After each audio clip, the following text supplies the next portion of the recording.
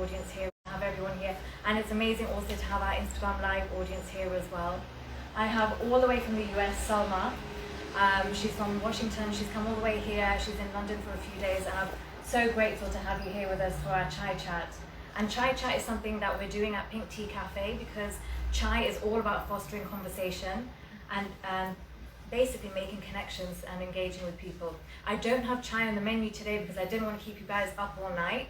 So it's a tisane, actually, a new one that we're launching this weekend. It has turmeric, cinnamon, cocoa shells, and aniseed, and ginger. So I hope you enjoy that. Okay, so we just saw the lovely video of Salma's book, which I will pass around a little bit later. I want to introduce Salma first. So Salma is a storyteller, author, consultant, and a non-profit leader.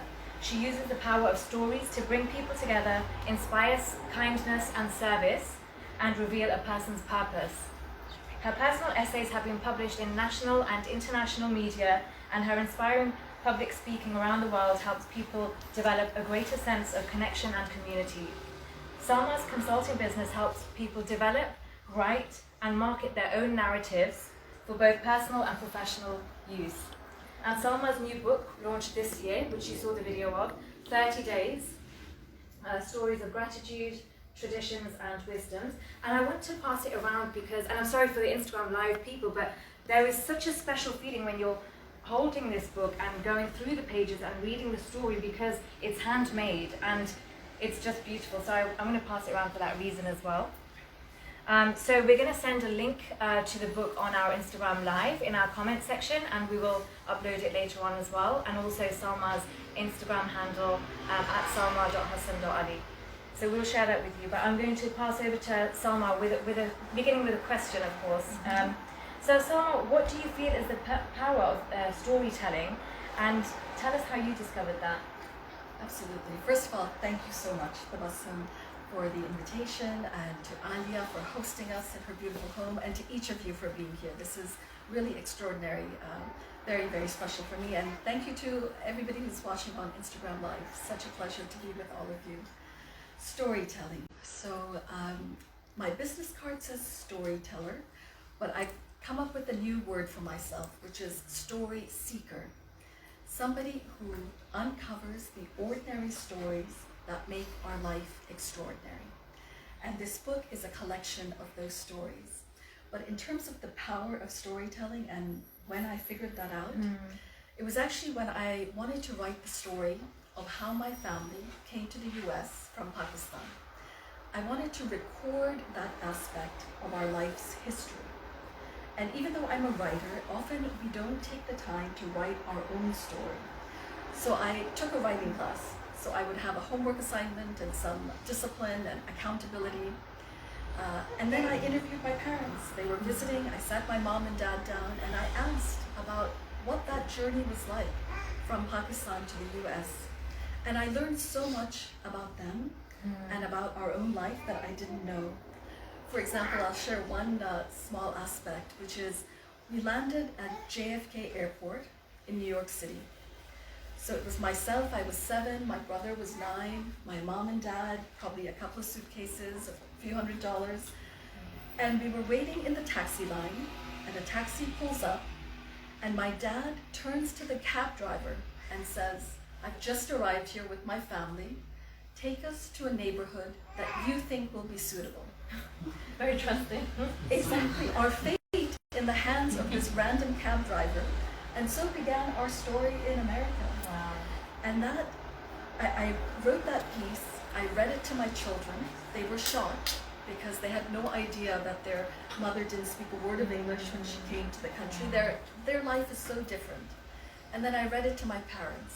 And my father in particular had the reaction I was hoping, which was tears in his eyes. Because to have him hear his story told back to him by his daughter made all of those sacrifices and challenges and stressful moments worth it. Wow. And so I tucked the story away. That was it. That was its purpose. But I was on a walk with a friend, and she is a freelance writer. I wanted to start freelance writing. She said, "Send me something you've written." So I sent her this piece. She said, "It sounds interesting. send it to the Washingtonian, which is a big magazine in Washington, D.C. And I said to her, why in the world would they be interested in this ordinary story of my family? But I figured I had nothing to lose, so I chose an editor, I pressed send, and I figured I'd done my bit. And 3 days later, the executive editor called me and said, Salma, come to my office. I want to talk to you about this story. So they decided to do a feature on it. They asked me to elaborate and talk about what it's like to raise children and blend culture and mix tradition and what that experience is like. So it was published. It was the first time that a Muslim family appeared on the pages of this magazine, I think. Wow. And it was wonderful, and I certainly got a lot of positive feedback from Pakistanis and from Muslims to see their story reflected in a magazine like this. But what was even more amazing and what changed my life is the emails that I got from Jewish grandmothers and from people of Christian faith, from people of no faith, from people of all different backgrounds and cultures, saying, we don't have a Muslim friend, we don't have a Muslim neighbor, we don't have a Muslim colleague, but we feel like we've gotten to know a Muslim family by reading your story. And that is the power of a personal story. It builds a sense of familiarity. It starts a relationship, a friendship perhaps. It lets people get to know you over the things that we all share in common, our ordinary stories. That's beautiful, and that's the power of when you share something, then the other person feels much more welcome to share something as well, and that's how dialogue begins. And I think that's such a beautiful way that you started. And from there on, you started writing more and... Exactly. Wow. So yes, I started sharing personal stories. Yeah. And Salma, your book shares a lot of beautiful learnings from the wisdom of the elders, and I think that's one of my favourite parts of the book. Yes. Please share with us one of your deep engagements that guides your life today. So many, so many. It is my favorite chapter in this book. This book is divided into different themes, and it took place during the month of Ramadan over 10 years, sharing the essence of the month beyond fasting. So doing good, expressing gratitude, cherishing traditions, respecting wisdoms from our elders. So in terms of sharing, I think I have to start with my father's. And if I may, I'll read a few words. Yeah. So my father loved dessert. Anything sweet and delicious brought him so much pleasure. I inherited his sweet tooth. Me too. Growing up, whenever there was an office birthday or holiday party at work, Dad would wrap up his share of dessert in a napkin, keep it in his briefcase, and bring it home for me. He'd unwrap it after dinner and put it in front of me with a twinkle in his eye. And then he'd savor the moment. It tasted so much more delicious to see me enjoying every last bite. It's a small story that reveals my dad's huge heart. Making someone else feel comfortable, at ease, happy, well-fed, taken care of, made his day. While this isn't a particular wisdom that Dad said, it's one of the most important wisdoms that I've learned from his example. Be generous, overly generous. Be kind, overly kind. Spoil people with uncommon hospitality. Care for others' comfort before your own. Share what you love most with abandon. And smile until your eyes sparkle. That's so beautiful.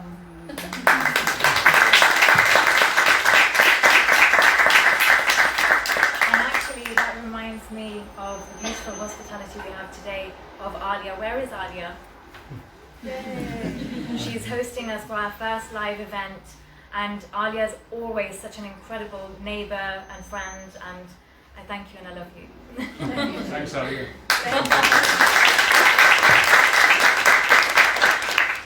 So, Salma, I have another question for you. So, what is the role of storytelling in the world today, where we thrive on one-line tweets, short videos on TikTok, or just a one quick swipe on Tinder and Instagram. Yes, we do. Don't we? I think especially today, I think storytelling and capturing stories and sharing stories and connecting over stories is more important than ever because of this fast-paced world in which we live. You know, what is, I don't know what people are rushing towards or for. Really, our life is a collection of our experiences, of our relationships, of our memories, of our stories. And as you say so beautifully at PT Cafe, it's all about the journey. It's all about the journey. Yeah. And, you know, I think just slowing down and relishing and reveling in our journey, wherever that takes us, and it's not always joyous. Certainly there are challenges and there's sadnesses and there are stresses, but that is part of our story. And taking time to understand that and really appreciate the moments is so important, more important than ever because of this fast-paced life, because it is our story. I mean, each one of us is going to pass, right? We are all mortal, but it's our stories that are going to live on. It's our stories that are going to teach our children, our grandchildren, others in our world, what was important to us, what we valued, what lessons we want to leave, why our life had meaning. So for me, I can't think of anything more important than capturing those stories, our personal stories, and sharing those stories. It gives life meaning. And it's also very powerful in businesses today. So there's a lot of business people in the room, and businesses that are successful today, they always have a story behind them, and I think it's not only conveys a purpose, but it's just so important that people now want to see that there's meaning behind what they're consuming. And so I think that there is it's very important in both professional and personal lives. Absolutely.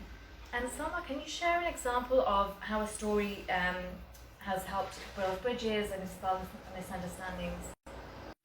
Yes, absolutely. I mean, the first one I shared certainly has had such an impact on me, and I'll share one other. Actually, it's in the book. So story again, an ordinary story of the day in the life of my family during the month of Ramadan, and it was, what time we got up and what we had for suhoor and what the kids were doing and what we cooked for iftar that day. Nothing earth-shattering or world-changing or anything like that. And it was published in a women's magazine, a national women's magazine. And someone read it who needed to read it at that moment. And she reached out to me. They didn't include my email, so she actually did some research on social media, and she messaged me over social media, and she said,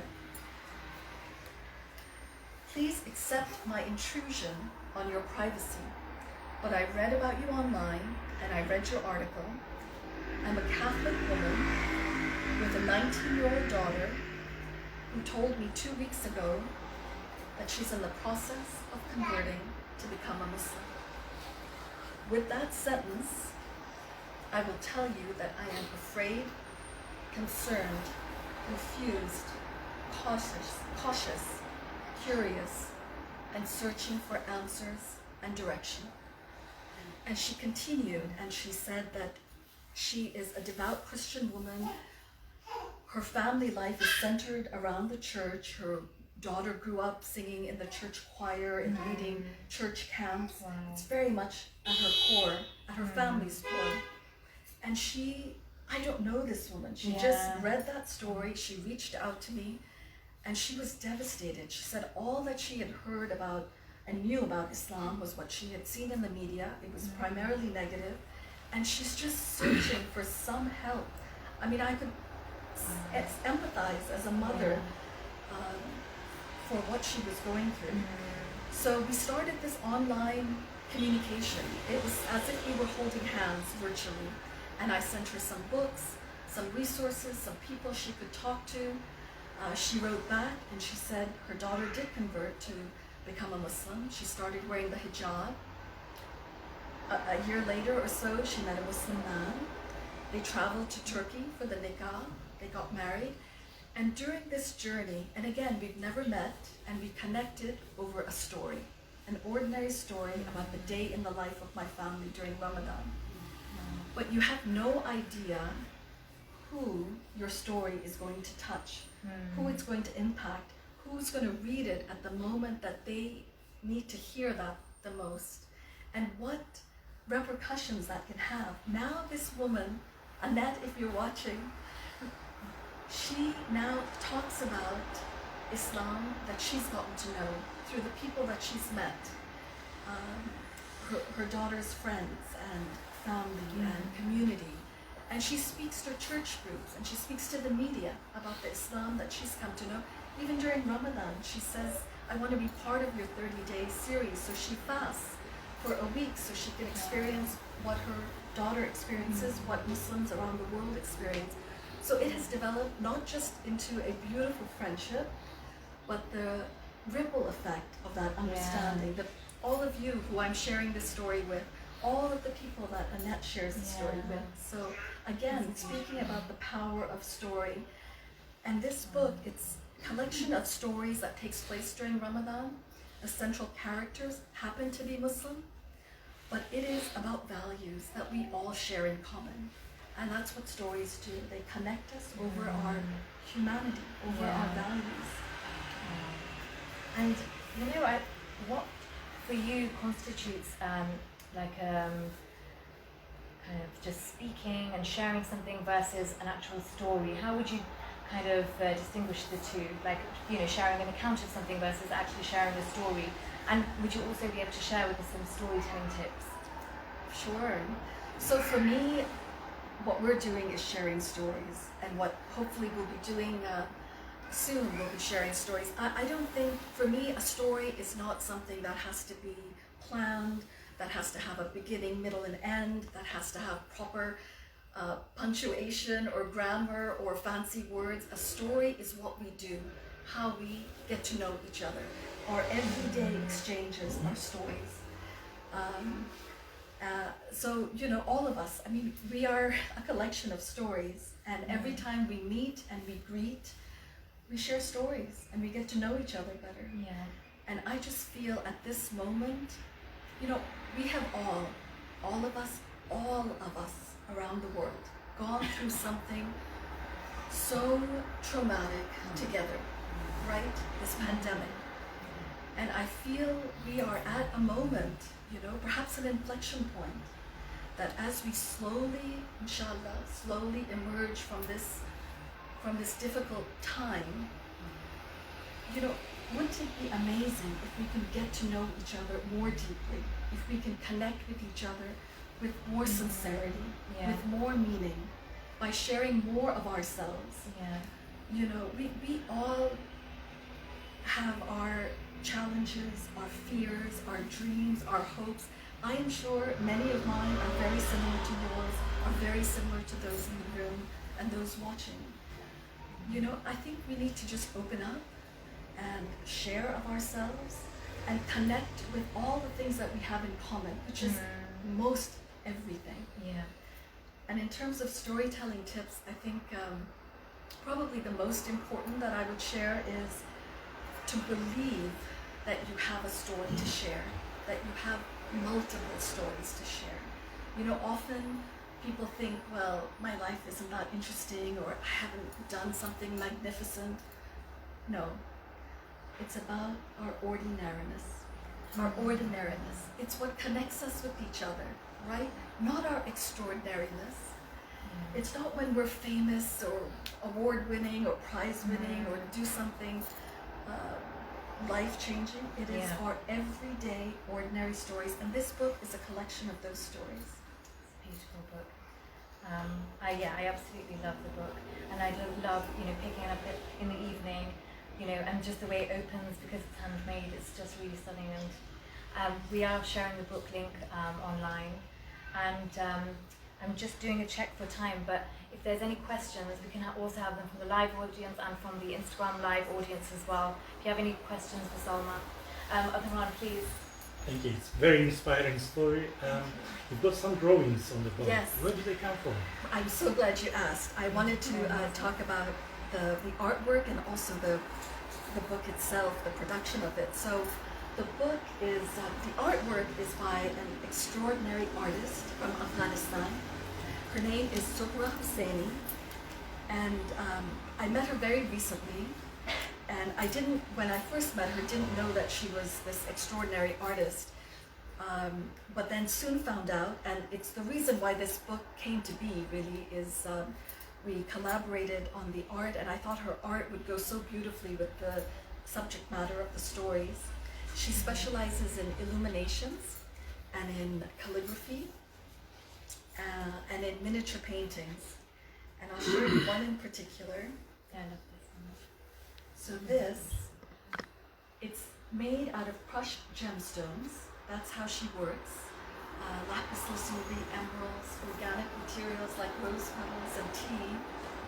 And the brush is made out of a cat hair. It has to be that fine. When we pass it around, you'll see the detail. And this, she was getting so upset during the pandemic, seeing the images of the coronavirus. So she beautified it. It's the coronavirus, but beautiful. That is amazing. We'll pass it around. So yes, so thank you for asking about her. She is, she's wonderful. And one other thing I'll mention is, as you saw in the video, the book has been produced by an organization called DRIC in Dhaka, Bangladesh. It was founded by a dear friend, an extraordinary photographer, an activist and a journalist who you may know of, Shahidul Alam, whose niece is with us today, so happy. And I had seen that Drake makes these beautiful handmade books, so I asked if he and his team would take this project on, and they did such a beautiful job in such a short time. This whole book, from writing to art to production to having it sent from Dhaka to the US, took 3 months to do. The writing took 9 years, but the rest of it took 3 months. And just so you can see, there are postcards at the back of the book with the artwork. And the idea is, this is a call to action to capture our stories and share our stories. So take a postcard and write some aspect of your life story and tuck it away so you have it. Or share something about yourself and get to know someone a little bit better and send it to them. Thank you so much, Salma. So we're shortly going to be closing the Instagram Live because with our, don't get FOMO Instagram Live, but we're going to be doing a short exercise here. And we will be sharing Salma's details in case anybody wants to contact her for storytelling and also regarding the book as well. So thank you so much for joining us on Instagram Live, and we look forward to doing these events on a monthly basis where we'll also have a live audience as well. So thank you for joining us, and we'll share more details later.